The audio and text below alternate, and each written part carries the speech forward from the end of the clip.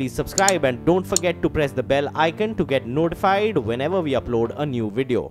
Udayan Mukherjee also joins into our conversation now. Udayan, good morning. I'm sure you looked at the GDP numbers. What are your thoughts on that? You think growth is something that the market is going to latch on to? I mean, yes, GDP is a lagged indicator, but even if you look at lead indicators like commercial vehicle sales, they've been picking up quite a bit. Morning, Sonia. So, yes, the GDP numbers will make the markets happy, but I think the market will also know that come next quarter in Q2, Q3, we'll probably get closer to the 7.5% kind of handle once again, once this base effect gets neutralized. So the surprise is not that big once you adjust for the base. And I think the attendant concerns around the market, which are to do with crude prices, elevated fiscal deficit because of GST collections and therefore higher bond yields, and the way the dollar is behaving, might rein in any kind of huge reaction from the market in terms of the GDP surprise. So it is good news, but I think the macro, there are enough wrinkles which are around this GDP growth number for the market to fret a bit once we've got the first flush of the reaction out of the way. Okay, well, good morning. Then actually now we could become, this double deficit kind of worry for foreign investors. While they should be attracted by growth, the July trade deficit raised fears of a current account deficit that could be close to 3%, and the GST numbers are not at all encouraging. Do you think we will sometime pay for it, or will growth paper it over? Right now, there is too much momentum in the market right now, Lata. I don't think people are fretting about current account deficit and things like that.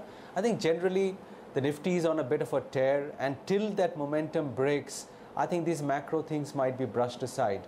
But they are piling up, you're right, that because the GST numbers disappoint consistently, and given that the election kind of drumbeat will also start playing as we get closer to the end of the year, I think it's a fair estimate that we'll be staring at a significant fiscal deficit slippage by the end of it all. That, and we are talking about all of this with oil still not having crossed $80. Now, imagine our macro picture, given all this kind of good news on growth. If oil were for some reason to go to $90 a barrel, what would it do to our currency, to our bond deal, to inflation, and to the RBI stance? I think, and it's just about $10, $12 away. So, I mean, these are things which one needs to pause and think about before getting carried away on the macro. There are enough risks on the horizon, but right now, as I said, there is enough momentum for traders to shelve those worries for the time being. Okay, fair enough. Then good morning. So the last month belonged to IT and pharma, of course, rupee playing a big part.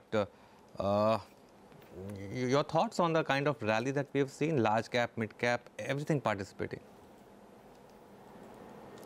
Well, the mid caps did pick up, Anuj, in the August series, and we did see a 5% kind of up move in the mid cap index as well, which is good because mid caps were lagging the large caps terribly. But in the context of the market, I would say it's still relatively narrow. I mean, even if you look at this 1,000-point rally over the last couple of months, which frankly surprised me, I must admit. But, there's still those 5 stocks, Reliance, ITC, ICICI, and TCS and Infosys, which accounted for 600 out of those 1,000 points. So, in the scheme of things, it is not a very broad-based kind of an up move, though you can't fault the move of the Nifty. Going forward, I think people will still back the exporters right now because they have the momentum and the currency behind them.